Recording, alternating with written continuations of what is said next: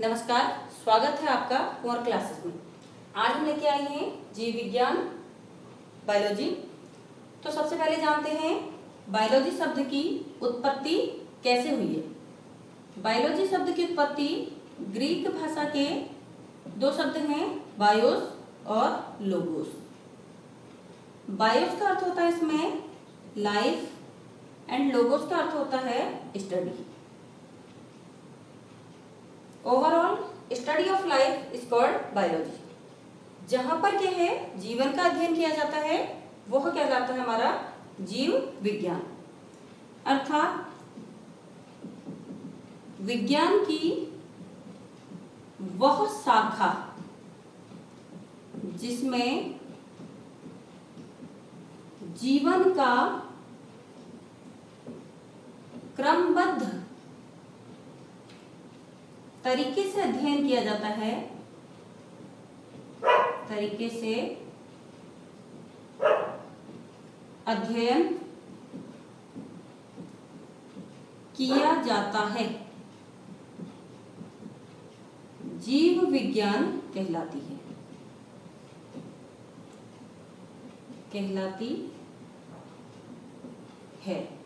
ये देखिए एक परिभाषा हो गई है कि जीव विज्ञान किसे कहते हैं।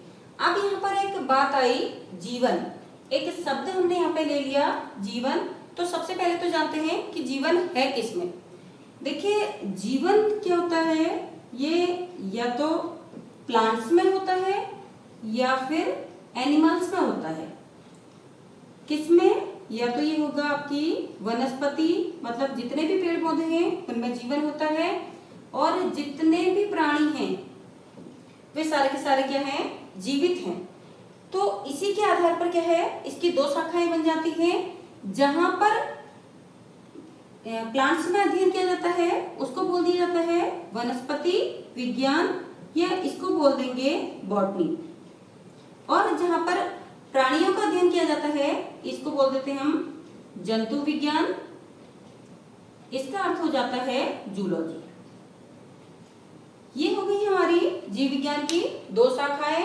बायोलॉजी की क्या शाखाएं कहेंगे तो बॉटनी और जूलॉजी। बॉटनी में क्या होता है, वनस्पतियों का अध्ययन करते हैं। जूलॉजी में प्राणियों का अध्ययन किया जाता है। ये इसकी दो शाखाएं हो गई हैं। अब अगर बात करें जनक की, अगर बोल दिया जाएगा बायोलॉजी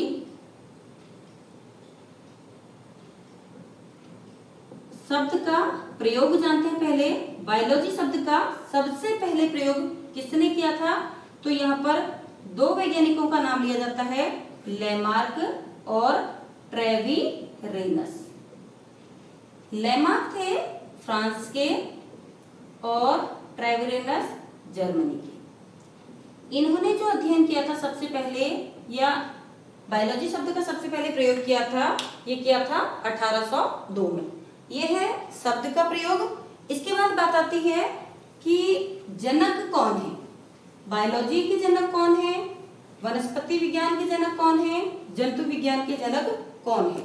तो यहाँ पर सबसे पहले बात करते हैं बायोलॉजी की। तो बायोलॉजी मतलब जीव विज्ञान। अगर पूछा जाता है कि who is the father of biology, या जीव विज्ञान के जनक कौन है, तो यहाँ पर एक नाम आता है अरस्तु का। तो जीव विज्ञान का जनक कहा जाता है अरस्तु को। क्यों कहा जाता है, सबसे पहले अरस्तु ने क्या किया था, 500 प्रकार के प्राणियों में अध्ययन किया था, या कहीं इनको एक सुव्यवस्थित तरीके से रखने का प्रयास किया था। इसकी जानकारी हमें कहां से मिलती है, अरस्तु की एक बुक थी हिस्टोरिया एनिमेलिया। एनिमेलिया या एनिमेलियम। तो इसमें इन्होंने क्या किया था, 500 प्रकार के प्राणियों को एक सुव्यवस्थित क्रम में रखने का प्रयास किया था। इसलिए अरस्तु को कहा जाता है जीव विज्ञान का जनक। इसके बाद आती है बॉटनी, या इसको कहेंगे वनस्पति विज्ञान।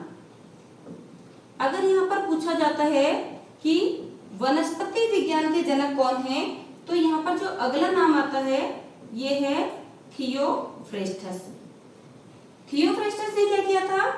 500 प्रकार की वनस्पतियों पर 500 प्रकार की वनस्पतियों पर प्रयोग किया था, या उन्हें क्या किया था? एक क्रमबद्ध तरीके से रखने का प्रयास किया था।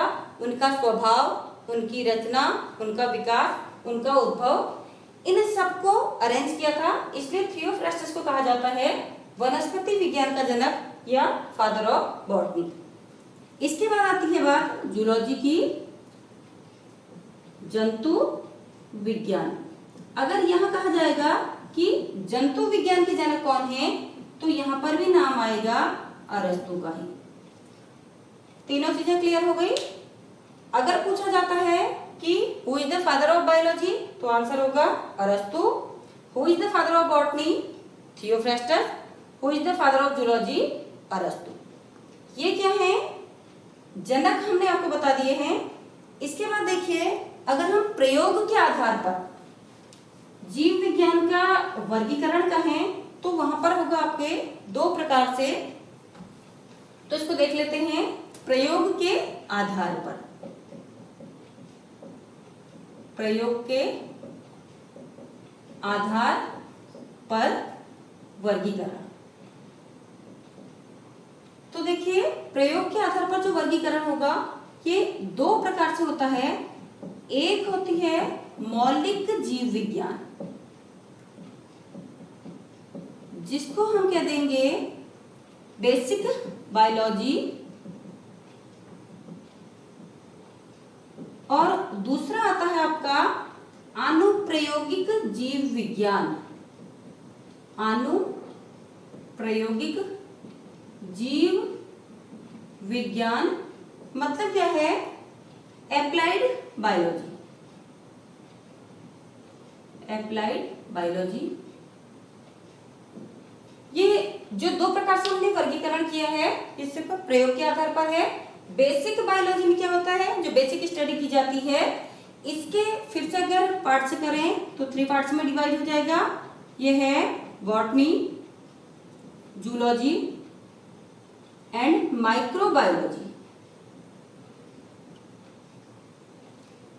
या इसको कहें वनस्पति विज्ञान, जंतु विज्ञान और सूक्ष्म जैविकी। जो आपकी बेसिक बायोलॉजी होती है, इनमें इन पर स्टडी की जाती है। अब आती है अनुप्रयोगिक जीव विज्ञान।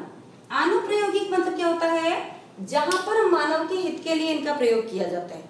क्योंकि आजकल जो भी कार्य होते हैं वो साइंस पर ही बेस्ड होते हैं।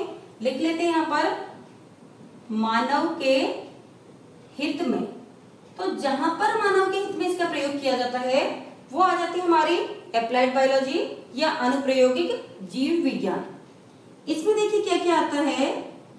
इसमें आता है कृषि विज्ञान, दूसरा आ जाता है इसमें चिकित्सा विज्ञान, तीसरा आता है यहीं पर पशु चिकित्सा विज्ञान, पशु चिकित्सा विज्ञान, और चौथा आ जाता है यहाँ पर औषधि विज्ञान। यह क्या है? इन सभी में इनका स्टडी की जाती है। कृषि विज्ञान means agriculture, medical science, veterinary and pharmacy. तो यहाँ पर क्या है? इन सभी में अध्ययन किया जाता है। कहीं ना कहीं हमारा विज्ञान ही, या 100% कहें तो विज्ञान के आधार पर ही क्या है, कृषि में भी नए नए प्रयोग किए जाते हैं। चिकित्सा सारी हमारी विज्ञान पर ही आधारित है। पशु चिकित्सा विज्ञान, वेटनरी के क्षेत्र में भी इसका प्रयोग किया जाता है, और औषधि विज्ञान के क्षेत्र में भी इसका प्रयोग किया जाता है। ये हमने बता दिया आपको प्रयोग के आधार पर अगर इसका वर्गीकरण करें। देखा बायोलॉजी, बायोलॉजी के जनक कौन है?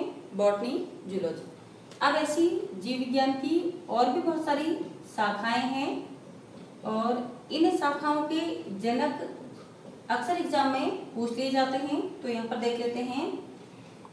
हमने पहले कहा था जो बॉटनी है, बॉटनी के जनक जो हैं थियोफ्रेस्टस हैं। अगर यहीं पर कहा जाता है कि भारतीय वनस्पति विज्ञान के जनक कौन हैं?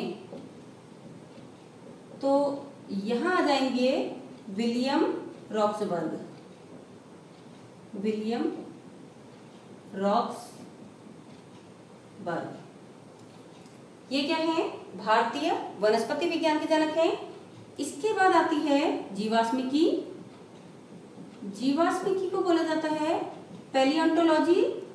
इसके जनक हैं लियोनार्डो दा विंसी। फिर एक बहुत महत्वपूर्ण शाखा आती है आनुवंशिकी। आनुवंशिकी को कहा जाता है जेनेटिक्स और इसके जनक हैं ग्रेगर जॉन मेंडल। देखिए यहाँ पर दो चीजें आ जाती हैं। अगर कहा जाए कि आनुवंशिकी के जनक कौन हैं तो ये हैं ग्रेगर जॉन मेंडल। अगर यहीं पर इसके आगे एक और शब्द लगा दिया जाए आधुनिक आनुवंशिकी के जनक कौन हैं तो यहां आपका आंसर हो जाएगा T.H. मॉर्गन। दोनों ही चीजें अलग हैं। आनुवंशिकी कहता है तो ग्रेगर जॉन मेंडल, आधुनिक आनुवंशिकी अगर पूछा जाता है तो T.H. मॉर्गन। इसके बाद आता है कोशिका विज्ञान। इसको बोला जाता है साइटोलॉजी। इसके जनक अगर पूछे जाते हैं तो ये हैं रॉबर्ट हुक। इसके बाद आते हैं औतिकी।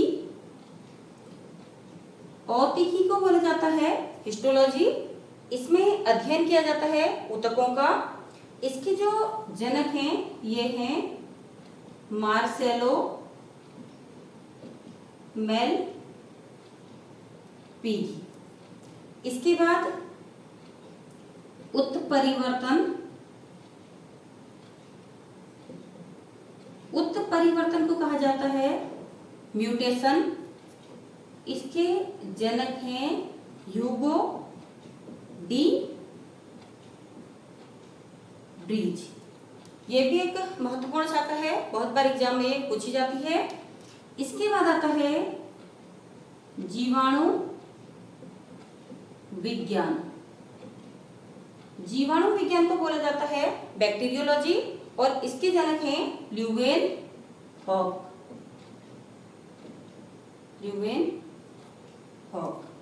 इसके बाद एक शाखा और आ जाती है सूक्ष्म जीव विज्ञान।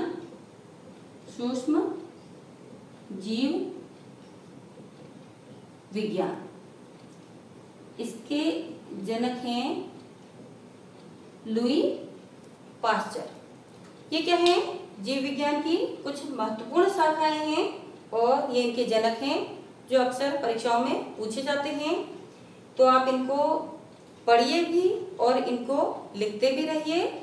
इसके साथ ही हम प्रयास करेंगे कि हर बार आपको हर जो भी आपका टॉपिक होगा हर टॉपिक से संबंधित विस्तृत जानकारी आप तक पहुंचाई जाए। तो ये हमारी कोशिश रहेगी।